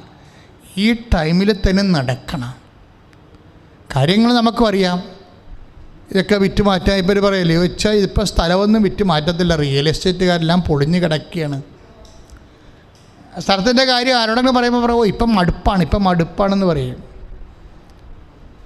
ഇപ്പോൾ ഈ കയറ്റ് ഓഫീസിലൊക്കെ ചെല്ലുകയാണെങ്കിൽ നമുക്ക് 10 കയറ്റ് ഞങ്ങൾക്ക് ഒരു ഓർഡർ വേണമെന്ന് പറയണമെങ്കിൽ അവർ ഉടനെ പറയും ഇപ്പം മടുപ്പാണെന്ന് പറയും. എപ്പോഴത് പറയണത്, അവർ പറയണത് ജനുവരിയിലാണത് പറയണത്. ഡിസംബർ ജനുവരിയിലൊക്കെ ചെന്നിട്ട് കയറ്റ് ഓഫീസ് ചെന്നിട്ട് ഞങ്ങൾക്ക് ചകിരത്തെടുക്ക്, പപ്പടത്തെടുക്ക്, കയറ്റ് പോയ എന്നും പറഞ്ഞ് ഞങ്ങൾക്ക് ഓർഡർ തരണമെന്ന് ആരെങ്കിലും ഇത് നിർമ്മിക്കുന്ന ആൾക്കാർ പറയുകയാണെങ്കിൽ ഉടനെ ഇതുപോലെയുള്ള വലിയ കയറ്റുമതിക്കാർ പറയും ഇപ്പം മടുപ്പാണെന്ന് പറയും. റിയൽ എസ്റ്റേറ്റുകാരും പറയണില്ലേ ഇപ്പം മടുപ്പാണെന്ന് പറയണില്ലേ. അച്ഛാ ഒരു കച്ചവടം നടക്കണില്ല അച്ഛാ ഇപ്പം മടുപ്പാണെന്ന് പറയും. ഇപ്പോൾ സ്വാഭാവികമായിട്ട് മടുപ്പായിരിക്കും ജീവിതം ചിലതിൽ. എന്തുകൊണ്ടാണ് കയറ്റാപ്പീസുകാർ അങ്ങനെ പറയണത്? അവർ ഇപ്പോൾ ഈ സമയമില്ല, ഈ സമയത്താണ് കയറ്റി പോണത്. സെപ്റ്റംബർ ഒക്ടോബറിൽ കയറ്റിപ്പോയാൽ മാത്രമേ സായിപ്പിൻ്റെ നാട്ടിൽ ജനുവരി 1 പറയുമ്പോൾ ഡിസംബർ 29 പറയുമ്പോൾ അവിടെ പഴയ കയറ്റുപോയ എല്ലാവരും എടുത്ത് കത്തിച്ച് കളയും. അത് ജനുവരി 1 പുതിയ കയറ്റുപോയി ഇടും യൂറോപ്പിൽ എല്ലായിടത്തും. അതുകൊണ്ടാണ് ഇവർ ജർമ്മനിലൊക്കെ പോയി ഓർഡർ പിടിക്കണത്. ആ സമയത്ത് കയറ്റുപോയി ഇടണം. ആ കയറ്റുപോയി കയറിപ്പോണ എപ്പോഴാണ്? കയർ ഉൽപ്പന്നങ്ങൾ സെപ്റ്റംബർ ഒക്ടോബർ മാസത്തിൽ കയറിപ്പോവും. പിന്നെ അങ്ങോട്ട് നവംബർ തൊട്ട് മടുപ്പായിരിക്കും. അപ്പോൾ എല്ലാ ബിസിനസ്സിനും അതിൻ്റെ മടുപ്പുണ്ട് ശരിക്കും. ഇപ്പോൾ മത്തിയുടെ സമയമുണ്ട്. സെപ്റ്റംബർ ഇടവ മാസം മത്തിയ സമയം. ഇടവം കഴിഞ്ഞ് പിന്നീട് 2-3 മാസം കഴിയുമ്പോൾ മത്തിയെ കാണത്തില്ല, കടലിൽ കാണത്തില്ല. അതിൻ്റെ ടൈം അതാ. ഇതിപ്പോൾ എന്ത് മാസമാണ്? ഒക്ടോബർ അടുക്കാൻ പോകണം. ഇത് ആഗോലിയുടെ ടൈമാണിത്. കടലിലെ ആഗോലി ടൈമാണ്. ആഗോലി മാറ്റാൻ ഇങ്ങനെ കിളയായി വരുന്ന സമയമാണ്. ഇപ്പോൾ ന്യൂനമർദ്ദമാണ്. ഇത് കഴിയുമ്പോൾ കടലിൽ പണി ഉണ്ടാവും. ഇതാണ് മീൻ. ചില സമയത്ത് കറവെള്ളമെന്നും പറഞ്ഞ സാധനം വരും. കറവെള്ളം അത് ഈ ഭൂമിയുടെ അടിയിൽ നിന്നും പലതരത്തിലുള്ള മിശ്രിതങ്ങളെ കൂടിയിട്ട് ഇത് മോശമായിട്ടുള്ള വെള്ളം തന്നെ റിജക്റ്റ് ചെയ്യുന്ന സമയമുണ്ട്. കറവെള്ളത്തിന് ഭയങ്കര മണമായിരിക്കും. കറവെള്ളം വന്നാൽ ചിലപ്പോൾ മീനുകളെല്ലാം ചെവിറ്റി ചത്തുപോയെന്നും വരും. ചിലപ്പോൾ മീനുകൾ അടുത്ത് വരത്തില്ല. സീസണായിട്ട് ആകുലി വരേണ്ട സമയമാണെങ്കിൽ പോലും കറവെള്ളം കിടക്കണ കാരണം തീരത്തേക്ക് സംഭവം വരത്തില്ല. അതാണ് ഓരോ കാലങ്ങൾ, മടുപ്പിൻ്റെ കാലമാണ്. ഇങ്ങനെ നമ്മുടെ ജീവിതത്തിൽ പറയുമ്പോൾ നമുക്ക് എഴുതി തള്ളാം. അയ്യോ ഇപ്പം മടുപ്പാണ്, ഇപ്പം കൊറോണയാണ്. ഹൈക്കോടതി പോലും കേസുകൾ കേൾക്കണത് വക്കീലും ജഡ്ജിയും കൂടി ഓൺലൈനിലാണ് കേൾക്കണത്. അപ്പോൾ ഞാൻ വക്കീലിനോട് കേസിനെ കുറിച്ച് പറഞ്ഞപ്പോൾ എൻ്റെ ഫിസിക്കലായിട്ടല്ല കേൾക്കണത്. ഒരു കോഡ് നമുക്ക് തരും. ആ കോഡിൽ ആ ലിങ്ക് ഓപ്പൺ ചെയ്തിട്ട് ജഡ്ജിയോട് നമ്മൾ സംസാരിച്ച് വേണമെങ്കിൽ ജഡ്ജിക്ക് 2 മിനിറ്റ് കഴിയുമ്പോൾ അത് മ്യൂട്ട് ചെയ്ത് കളയാൻ പറ്റും. കഴിഞ്ഞു, കേസ് തീർക്കുകയാണ്. കൊറോണ കാലത്ത് കുറേ സംഭവങ്ങൾ കെട്ടിക്കിടക്കുന്നുണ്ട്. അപ്പോൾ ഇതിവിടെയൊക്കെ നീതി കിട്ടാൻ ചില സമയത്ത് ബുദ്ധിമുട്ടുണ്ടാകുമെന്നൊക്കെ പറയും. പൊതുവെ ഉള്ള സംസാരമാണ് ഇതൊക്കെ. അപ്പോൾ ഓരോരോ കാലത്തിന് സ്വാഭാവിക ദുരിതങ്ങളുണ്ട്. പറഞ്ഞ മനസ്സിലായില്ലേ? ഇപ്പം നിങ്ങൾ ഓരോരോ കാലത്തിന് സ്വാഭാവിക ദുരിതങ്ങൾ. പക്ഷെ ഉടമ്പടി എടുക്കുന്നവർക്ക് ഇതൊന്നും പരിഗണിക്കേണ്ട കാര്യമില്ല. എന്താ കാര്യം? നമ്മുടെ കാലം നമ്മൾ കർത്താവിനെ ഏൽപ്പിച്ചിരിക്കുകയാണ്. സിറ്റുവേഷൻ എന്താണെന്നല്ല പ്രശ്നം. പല കാര്യങ്ങളെ കൊണ്ടും പല സിറ്റുവേഷൻസും മോശമാണ്. പക്ഷേ സിറ്റുവേഷൻസ് മോശമാണെങ്കിലും ഇനി സിറ്റുവേഷൻസ് മോശമാണ്, ഇനിയിപ്പോൾ ഇതൊക്കെ ഈ സീസൺ കഴിയണം എന്നൊക്കെ പറഞ്ഞ് നമ്മളങ്ങനെ ഉടമ്പടിയിലെടുക്കുന്ന മക്കൾ ഈ വിഷയം നമ്മൾ സാഹചര്യത്തിന് സമർപ്പിക്കുകയല്ല, ദൈവത്തിനാണ് സമർപ്പിക്കുന്നത്. പറഞ്ഞ മനസ്സിലായോ? നിങ്ങളുടെ വിഷയങ്ങളൊന്നും നമ്മൾ സാഹചര്യത്തിനല്ല സമർപ്പിച്ചിരിക്കുന്നത്. ആർക്കാണ് സമർപ്പിച്ചിരിക്കുന്നത്? ദൈവത്തിനാണ്. കാര്യം ചിലപ്പോൾ സാഹചര്യം അതായിരിക്കാം. ഇപ്പോൾ 69-ാമത്തെ സങ്കീർത്തനത്തിൽ സുന്ദരമായൊരു വാക്കുണ്ട്. 69-ാം സങ്കീർത്തനം, അതായത് 69:13 ദൈവമേ കരുണാസമ്പന്നനായ അങ്ങയ്ക്ക് ഏറ്റുപറഞ്ഞ് ദൈവമേ കരുണാസമ്പന്നനായ അങ്ങയ്ക്ക് ഉചിതമെന്ന് തോന്നുമ്പോൾ എനിക്ക് ഉത്തരം വരണമേ. ഈ സാഹചര്യം മാത്രമല്ല, ദൈവത്തിൻ്റെ മനസ്സിനും ഉചിതവും അനുചിതവും ഉണ്ട്. കാര്യം എന്താണ്? ദൈവത്തിൻ്റെ ഇപ്പം നമ്മളുടെ സ്വാഭാവികമായ ഭൗതിക സാഹചര്യത്തിൻ്റെ പ്രാതികൂല്യം മാത്രമല്ല, ദൈവത്തിൻ്റെ മനസ്സിൽ പോലും ഒരു വിഷയത്തിന് ഉചിതവും അനുചിതവും ഉണ്ട്. അനുചിതമായ സമയത്ത് നമുക്ക് ഉത്തരം കിട്ടത്തില്ല. ദൈവത്തിന് ആ സമയം അനുചിതമാണെന്ന് തോന്നിയാൽ നമുക്ക് ഉത്തരം കിട്ടത്തില്ല. അതുകൊണ്ടാണ് സങ്കീർത്തനം പറയണത്. എന്താ പറയണത്? 69:13 ഏറ്റു പറഞ്ഞ ദൈവമേ കരുണാസമ്പന്നനായ അങ്ങയ്ക്ക് ഉചിതമെന്ന് തോന്നുമ്പോൾ എനിക്ക് ഉത്തരം വരണമേ. പക്ഷേ പ്രശ്നം എന്താ? ഇപ്പം ചില പേരക്കിടാങ്ങളില്ലേ, 10-20 വയസ്സുള്ള 22 വയസ്സൊക്കെ ഉള്ള പേരക്കിടാങ്ങളെ ചില അപ്പാപ്പന്മാർ എനിക്ക് ഞാൻ ഉടുക്കത്തെ കൊടുക്കാൻ പോയിട്ടുണ്ടേ, മരിക്കണ കണ്ടീഷൻ ആകുമ്പോൾ പറയും. അപ്പോൾ അവർ ചിലർ അല്ലെങ്കിൽ രോഗികൾക്ക് പറയും, രോഗികൾക്ക് നമ്മൾ കുർബാന കൊടുക്കാൻ പറയും, അച്ഛാ എൻ്റെ പേരക്കുട്ടിയുടെ കല്യാണം ഒന്ന് കണ്ടിട്ട് കണ്ണടഞ്ഞാൽ മതി എന്നത്. അത് എന്താ സംഭവം? ആ പേരക്കുട്ടിക്ക് 22 വയസ്സേ ഉള്ളൂ. അപ്പാപ്പൻ എന്താ പറയണത്? അപ്പാപ്പൻ എടുത്ത് വളർത്തുന്ന കുഞ്ഞല്ലേ. അത് കാരണം അവളെ എവിടെയെങ്കിലും ഒന്ന് സുരക്ഷിതമാക്കിയിട്ട് കർത്താവിനെ വിളിക്ക്. അതാണ് നമ്മൾ കുർബാന കൊടുക്കാൻ ചെല്ലുമ്പോൾ അപ്പച്ചൻ പറയണത്, അച്ഛാ എൻ്റെ പേരക്കുഞ്ഞിൻ്റെ കല്യാണം ഒന്ന് കഴിഞ്ഞിട്ട് കണ്ണടഞ്ഞാൽ മതിയെന്ന് കർത്താവിനോട് പറയണമെന്ന്. അത് പക്ഷേ കർത്താവിൻ്റെ സമയം ഏതാണെന്ന് നമുക്കറിയില്ലേ. കർത്താവിൻ്റെ സമയം ചിലപ്പോൾ ഇവളുടെ 27ാമത്തെ വയസ്സായിരിക്കും സമയം. പക്ഷേ അപ്പാപ്പൻ എന്താ പറയണത്? 27 വയസ്സാകുമ്പോൾ ഞാൻ ഭൂമി ഉണ്ടാകത്തില്ല. അപ്പം നമ്മുടെ സമയവും ദൈവത്തിൻ്റെ സമയവും തമ്മിൽ ചില സമയത്ത് പൊരുത്തപ്പെടാതെ നിൽക്കും. അപ്പോൾ ദൈവം എന്തു ചെയ്യും? ഉചിതമല്ലെങ്കിൽ പോലും ചിലപ്പോൾ നീ ദൈവഭക്തനാണെന്നുണ്ടെങ്കിൽ നിൻ്റെ സമയത്തിലേക്ക് ദൈവം ഇത് ചേഞ്ച് ചെയ്യും എന്ന് നീ മനസ്സിലാക്കണം. സമയത്തിൻ്റെ ചേഞ്ചിങ്. അതുകൊണ്ടാണ് ഇങ്ങനെ പറയുന്നുണ്ടെങ്കിൽ 17ാം സംഖ്യ അത് ആ സാഹചര്യം ഉണ്ട്. കാര്യം ഉചിതമല്ലെങ്കിൽ പോലും ദൈവം അത് ഉചിതമാക്കി നിൻ്റെ കാലത്ത് അത് ചെയ്തു തരും. സമയം പിടിച്ചിറക്കി കൊണ്ടുവരും. അതാണ് ഈ സങ്കീർത്തനം തന്നെ 69:17 എന്താ പറയണത്?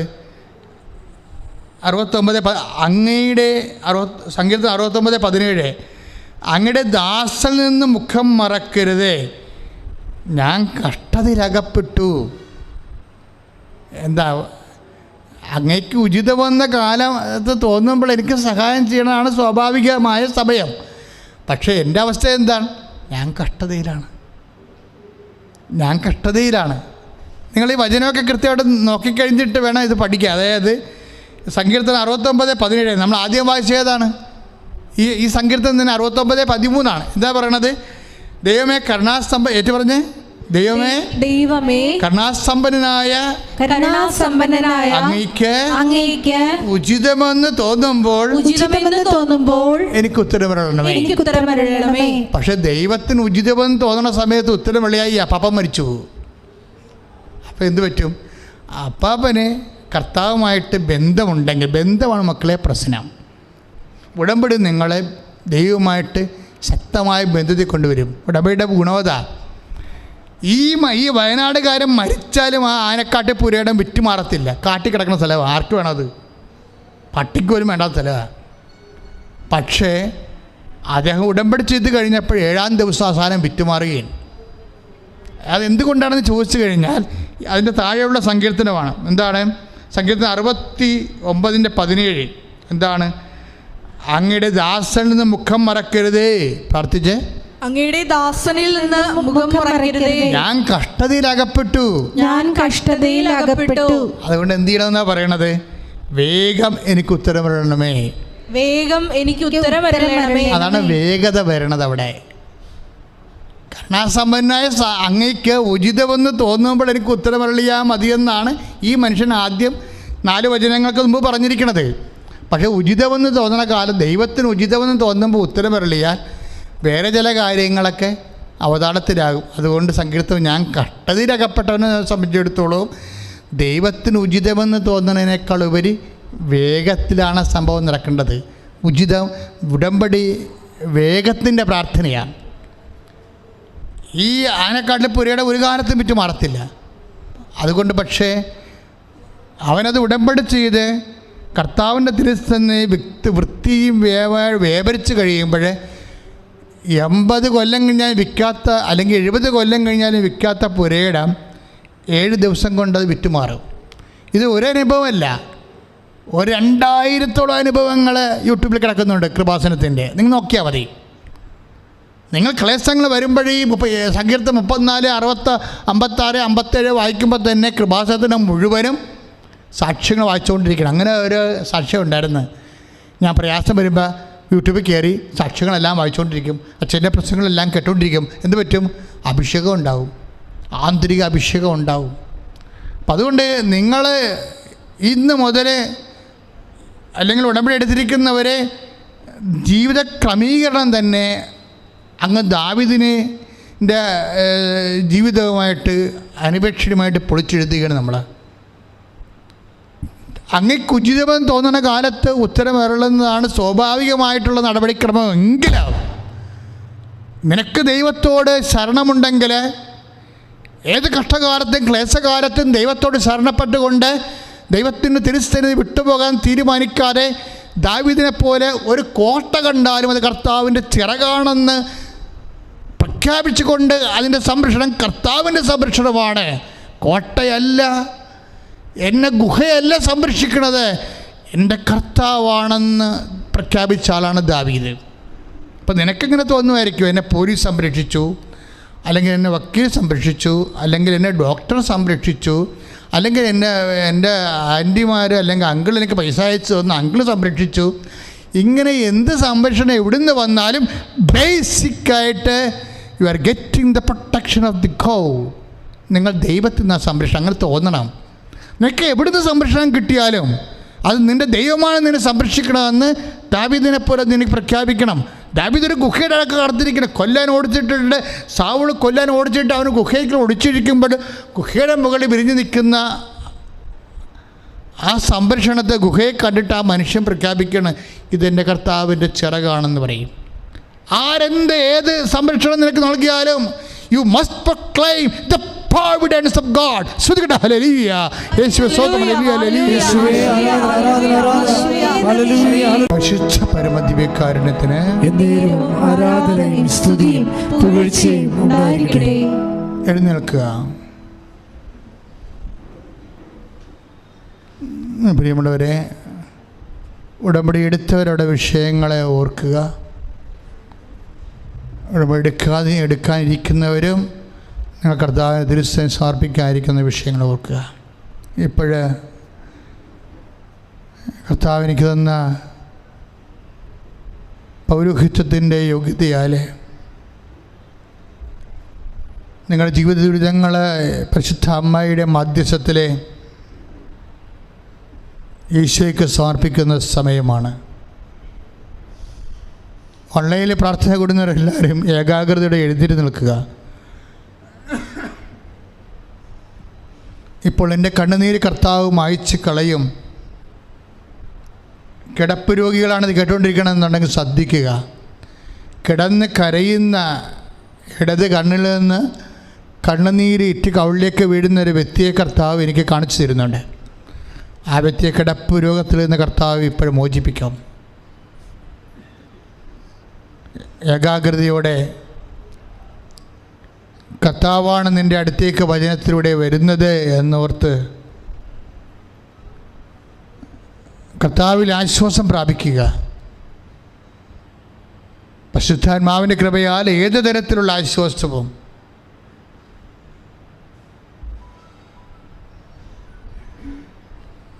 കർത്താവ് നിനക്ക് തരാൻ കഴിയും. ആശ്വാസങ്ങൾക്ക് വ്യത്യസ്തങ്ങളായ തരങ്ങളുണ്ട് കർത്താവിൻ്റെ തിരുസന്നിധി. പ്രത്യാശയ്ക്ക് പോലും തരങ്ങളുണ്ടെന്നാണ് പറയണത്. ഏത് തരത്തിലുള്ള പ്രത്യാശയിലേക്കാണ് നിങ്ങൾ വിളിച്ചിരിക്കുന്നത് പൗലോസ് അപ്പോസ്തലൻ പറയുന്നില്ലേ? ആശ്വാസങ്ങൾക്കും പ്രത്യാശകൾക്കെല്ലാം തരങ്ങളുണ്ട്. Different kind of hopes, different kind of healing. കർത്താവിൽ നിന്ന് ലഭിക്കുന്ന എല്ലാ ആശ്വാസത്തിനും സൗഖ്യത്തിനും എല്ലാം തരാതരങ്ങളുണ്ട്. ഏത് തരത്തിലും കർത്താവിന് നിന്നെ ആശ്വസിപ്പിക്കാം. May be in physical, may be in mental or psychic, may be in spiritual. ഏത് മേഖലയിലും നീ സൗഖ്യം പ്രാപിക്കാം. മാനസികമാകാം, ശാരീരികമായും ആത്മീയമാകാം. കർത്താവേ, നിന്റെ നാമത്തെ മഹത്വപ്പെടുത്തണമെന്ന് പ്രാർത്ഥിക്കുന്നു. കർത്താവേ, നിന്റെ വിശുദ്ധ പൗരോഹിത്യത്തെ മഹത്വപ്പെടുത്തണമെന്ന് പ്രാർത്ഥിക്കുന്നു. കർത്താവേ, ദാവീദിനെ സംരക്ഷിച്ച ഗുഹയുടെ തണൽ പോലെ നിൻ്റെ ചിറകുകൾ കർത്താവ് വിനാശത്തിൻ്റെ കാലത്ത് സങ്കീർത്തനത്തിൻ്റെ 59:1 പ്രാർത്ഥിക്കുന്നു. പ്രാർത്ഥിക്കുന്ന കർത്താവേ, 57:1 പ്രാർത്ഥിക്കുന്ന കർത്താവേ, വിനാശത്തിൻ്റെ കൊടുങ്കാറ്റ് കടന്നു പോകുമ്പോഴും തിരുസഭയ്ക്ക് കർത്താവേ നിൻ്റെ ചിറക് നീട്ടി കൊടുക്കണമേ. അതുപോലെ തിരുസഭയിൽ വേദനിക്കുന്ന ഓരോ രോഗികൾക്ക് കർത്താവേ ഉടമ്പടി ആശ്രയിച്ച് നാനാജാതി ഭക്തരുടെ കർത്താവേ പ്രാർത്ഥിക്കുന്ന ഉടമ്പടി പ്രാർത്ഥന എടുത്ത മക്കൾ കർത്താവേ, ഈ പ്രാർത്ഥന ഇപ്പോഴും പങ്കെടുത്തുകൊണ്ടിരിക്കുന്ന മക്കൾ കർത്താവേ, അവരാര് തന്നെയായാലും എന്ത് തന്നെ ക്ലേശങ്ങളായാലും കർത്താവേ നിൻ്റെ ചിറകുകൾ കർത്താവേ ഇപ്പോൾ അങ്ങനെ വിരിച്ചു കൊടുക്കണം പ്രാർത്ഥിക്കുന്നു. നിൻ്റെ ചിറകുകൾ കർത്താവേ ഇപ്പോൾ വിരിച്ചു കൊടുക്കണം പ്രാർത്ഥിക്കുന്നു. സങ്കീർത്തനം കർത്താവേ 69 കർത്താവേ 4 പ്രാർത്ഥിക്കുന്നു കർത്താവേ, 69:13 പ്രാർത്ഥിക്കുന്നു കർത്താവേ. കർത്താവേ അങ്ങേക്ക് ഉചിതമെന്ന് കരുണാസമ്പന്ന അങ്ങേക്ക് ഉചിതമെന്ന് തോന്നുമ്പോൾ ഉത്തരമരണമേ എന്ന് പ്രാർത്ഥിക്കുന്നു കർത്താവേ. ആ പ്രാർത്ഥനയെ കർത്താവേ സങ്കീർത്തനം 69:17 അനുസരിച്ച് കർത്താവേ അങ്ങയുടെ തിരുസന്നിധി വീണ്ടും കർത്താവേ തിരുസന്നിധി കർത്താവേ തിരുത്തുന്നതിനോട് സമർപ്പിക്കുന്നു കർത്താവേ. അങ്ങയുടെ മനസ്സനുസരിച്ച് കർത്താവേ വേഗം അവന് ഉത്തരം കർത്താവേ. മനുഷ്യൻ്റെ മാനുഷിക അവസ്ഥ തന്നെയായാലും ഈ രാജ്യത്തിൻ്റെ ഓരോ രാജ്യങ്ങളെ നിയമപരമായ അവസ്ഥകൾ എന്തു തന്നെയായാലും കർത്താവേ ആ നിയമത്തിൻ്റെ ഔചിത്യം കർത്താവേ, അതുപോലെ ലോകത്തിൻ്റെ സാഹചര്യത്തിൻ്റെ ഔചിത്യം കർത്താവേ അതിനേക്കാളെല്ലാം വലുതാണല്ലോ കർത്താവേ അങ്ങ് ഞങ്ങളോട് കാണിക്കുന്ന കാരുണ്യം കർത്താവേ. ആ കാരുണ്യം കർത്താവേ അങ്ങ് മരിച്ചുയർത്തെന്നേറ്റ് കർത്താവേ ഞങ്ങൾക്ക് വേണ്ടി നേടിത്തന്ന ദൈവത്തിൻ്റെ കാരുണ്യത്തെ കർത്താവേ, അങ്ങയുടെ മക്കളൊക്കെ വേദന അനുഭവിക്കുന്നവർ, രോഗപീഡിതര്, ജീവിതം ദുരിതം തകർന്നവർ കർത്താവേ അവിടെ മേൽ ഈ നിമിഷം കർത്താവേ അങ്ങ് ഒഴുക്കമെന്ന് പ്രാർത്ഥിക്കുന്നു. എൻ്റെ കർത്താവിൻ്റെ ഉന്നതമായ നാമത്തില് സഭയുടെ അധികാരത്തില് കുരിശിന്റെ അടയാളത്തില് ദൈവശക്തിയാൽ മാരക രോഗങ്ങള്, തീരാവേദികള്, ജീവിത ദുരിതങ്ങള് യേശു നാമത്തില് മാറിപ്പോകട്ടെ.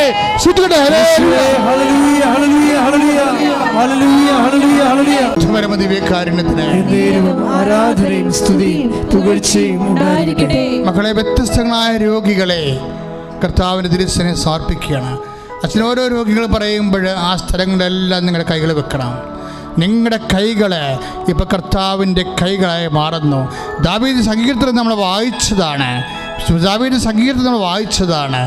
57 സങ്കീർത്തനത്തിലെ കർത്താവെ ഗുഹയിൽ ഇരിക്കുന്ന സമയത്ത് ആ മനുഷ്യൻ ഗുഹയെ കർത്താവിൻ്റെ ചിറകായി വിശ്വാസത്താൽ പ്രഖ്യാപിക്കുന്നെങ്കിൽ തീർച്ചയായിട്ടും ദൈവവേദനെ നിനക്കും പ്രഖ്യാപിക്കാം. നിൻ്റെ കൈകളെ കർത്താവിൻ്റെ കൈകളായിട്ട് നിനക്ക് പ്രഖ്യാപിക്കാം. എവിടെയാണ് രോഗം? നടുവിലാണ് രോഗമെങ്കിൽ, കിഡ്നി രോഗമാണെങ്കിൽ നടുവിൽ നീ കൈവെക്കണം. എന്നിട്ട് നിൻ്റെ കൈകളെ കർത്താവിൻ്റെ കൈകളായിട്ട് നീ പ്രഖ്യാപിക്കണം. നീ പറയണം, ഇതെൻ്റെ കൈകളല്ല, ഞാൻ വിശ്വസിക്കണം എൻ്റെ ദൈവത്തിൻ്റെ കൈകളാണെന്ന് പറയണം. നീ ഹൃദയരോഗിയാണെങ്കിൽ നെഞ്ച് കൈവെക്കട്ടെ, നീ കരരോഗിയാണെങ്കിൽ നെഞ്ച് കൈവെക്കട്ടെ, നീ തൈറോയ്ഡിൻ്റെ അസുഖമുള്ളവരാണെങ്കിൽ തൈറോയ്ഡ് അസുഖമുള്ളവരാണെങ്കിൽ തൊണ്ടയിൽ കൈവെക്കട്ടെ, നീ ശിരസിൻ്റെ രോഗമുള്ളവരാണ് തലയിൽ കൈവെക്കട്ടെ. എൻ്റെ കർത്താവ് നിന്നെ സർവാംഗൻ രോഗിയാണെങ്കിൽ നീ കൈകൾ പിണച്ചുകൊണ്ട് മുഴുവൻ ശരീരത്തെ ഉള്ളം കാലുമുതച്ച് വരെ കർത്താവിനെ ഏൽപ്പിച്ചുകൊണ്ട് പ്രാർത്ഥിക്കുക. കർത്താവ് ഞാനിപ്പോൾ പ്രാർത്ഥിക്കുന്ന രോഗികൾക്ക് വേണ്ടി മാത്രമല്ല ഈശോയെ, അനേകം ജീവിത ദുരിതങ്ങളുള്ളവരുണ്ട്, സാമ്പത്തിക കേടുകളുള്ളവരുണ്ട് കർത്താവേ, അതുപോലെ തന്നെ വ്യത്യസ്തമായ ജോലി തടസ്സങ്ങളുണ്ട് കർത്താവേ, പരീക്ഷ തടസ്സങ്ങളുണ്ട് കർത്താവേ, കുടുംബത്തിൽ ഭാഗവടപടി നടക്കാതുള്ള കർത്താവേ, കുഞ്ഞുങ്ങളില്ലാതുള്ള കർത്താവേ, വിവാഹം ഒത്തുവരാതുള്ള കർത്താവേ, കള്ളക്കേസ് അകപ്പെട്ടുള്ള കർത്താവേ, മുഴുവൻ ജീവിത ദുരിതങ്ങൾ യേശുവിന് സമർപ്പിക്കുന്നു. അമ്മേ, പരിശുദ്ധമ്മേ, കൃപാസ്ഥാനം ജീവനുടെ പ്രത്യക്ഷയുടെ പരിശുദ്ധമ്മയുടെ മധ്യത്വത്തിൽ ഇപ്പോഴുണ്ടാകുന്ന മാരക രോഗങ്ങൾ, ജീവിത ദുരിതങ്ങൾ, ശരീരത്തിൻ്റെ എല്ലാ അവസ്ഥകളും യേശു ക്രിസ്തു ഉന്നതമായ നാമത്തിൽ ഓരോ മനുഷ്യൻ ഉടമ്പടി വച്ചിരിക്കുന്ന ഓരോ കണ്ണീരിൻ്റെ അവസ്ഥകൾ, ജീവിത അവസ്ഥകൾ, അതുപോലെ തന്നെ ഉണ്ടാകുന്ന ഓരോ ശരണക്കേടുകൾ യേശു ക്രിസ്തുവിൻ്റെ നാമത്തിൽ മാറിപ്പോകട്ടെ എന്ന് കൽപ്പിക്കുന്നു. ശ്രുതികട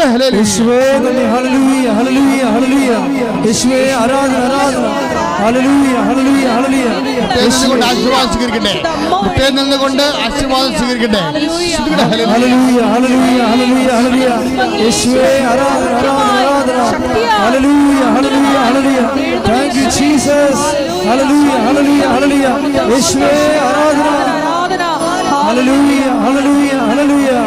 യേശുവേ മഹത്വം മഹത്വം മഹത്വം.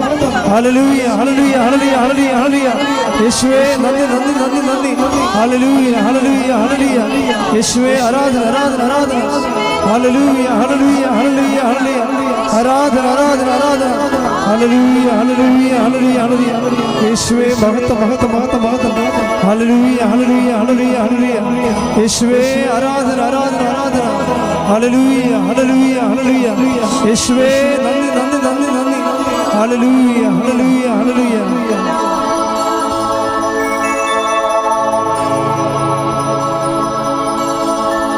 യേശുവേ ആരാധന ആരാധന ആരാധന ഹല്ലേലൂയ ഹല്ലേലൂയ ഹല്ലേലൂയ യേശുവേ മഹത്വം